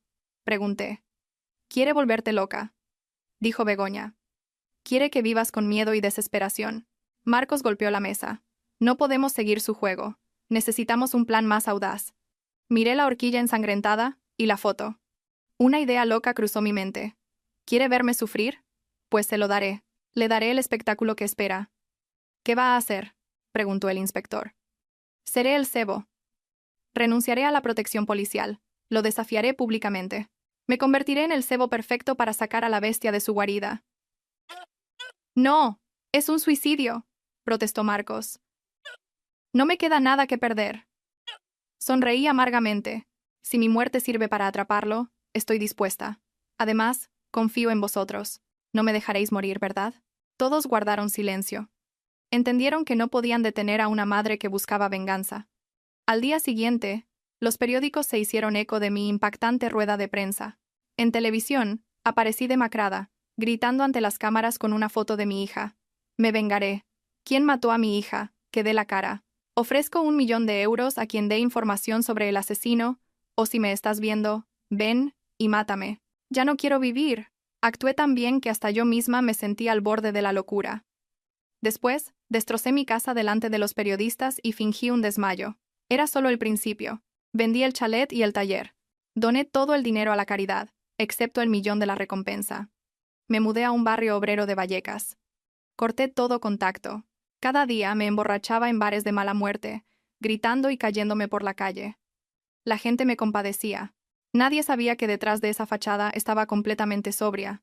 El alcohol era en realidad té. Marcos y su equipo se habían retirado públicamente, pero en secreto. Se habían infiltrado en el barrio, disfrazados de repartidores, barrenderos y vendedores, protegiéndome en la distancia. La quinta noche, mientras bebía sola en un bar, sentí que alguien me observaba.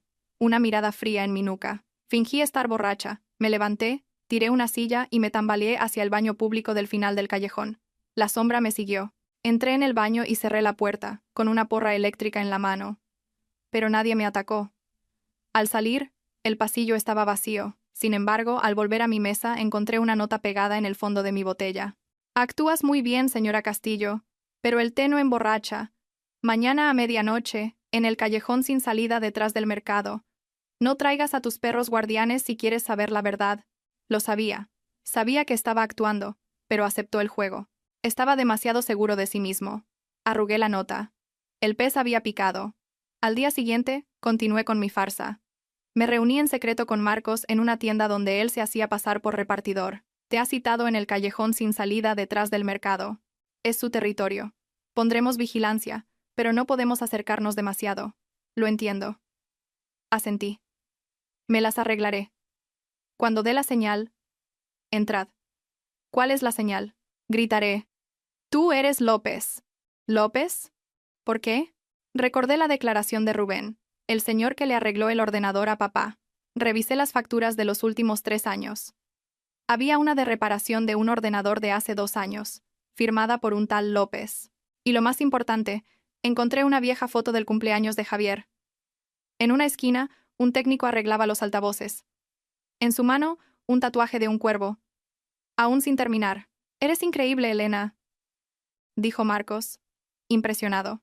De acuerdo, esperaremos tu señal. Ten cuidado. Esa noche lloviznaba. Vestida de negro me dirigí al punto de encuentro. El callejón era oscuro y apestaba a basura. Me paré en medio. Ya estoy aquí. ¡Sal!, grité. Silencio. De repente una voz a mi espalda, fría como la tumba. Eres puntual. Me giré bruscamente. El cuervo estaba allí, a pocos pasos. Sin máscara ni capucha. Su rostro era tan común que sería fácil de olvidar, excepto por sus ojos, vacíos, sin alma, como 2 agujeros negros. Y la cicatriz bajo su ojo izquierdo. ¿Tú eres el cuervo?, pregunté, agarrando la porra eléctrica. Puedes llamarme López. Ya has descubierto mi nombre, ¿verdad? Eres más lista de lo que pensaba. ¿Por qué mataste a mi hija?, gruñí. Era solo una niña. Ella no tenía la culpa.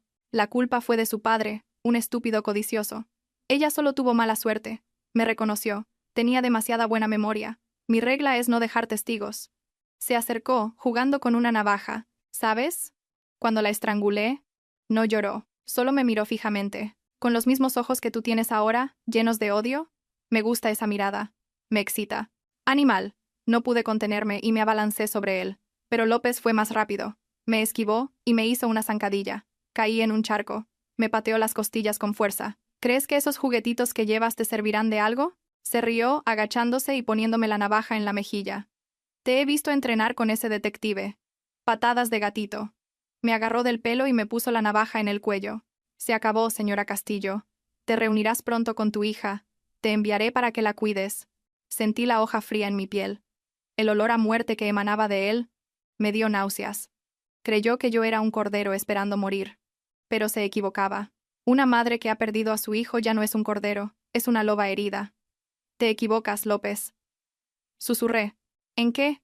Se detuvo, sorprendido por mi calma. No entrené para vencerte.